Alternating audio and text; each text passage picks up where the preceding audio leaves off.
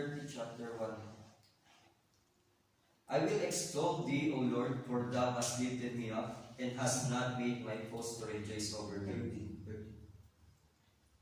O Lord my God, I cried unto thee, and thou hast heard me.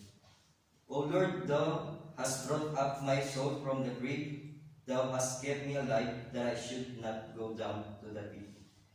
I sing unto the Lord, O ye saints of his, and give thanks at the remembrance of his holiness.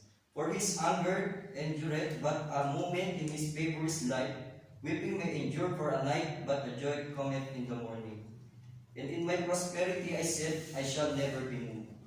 Lord, by thy favor thou hast made my mountain to stand strong.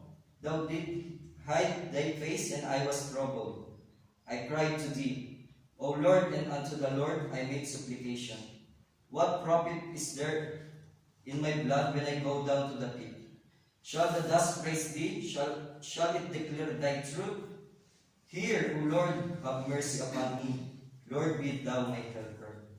Thou hast turned for me my mourning into dancing. Thou hast put off my sackcloth, and girded me with gladness, to the end that my glory may sing praise to thee, and not be silent. O Lord my God, I will thanks unto thee forever. Amen.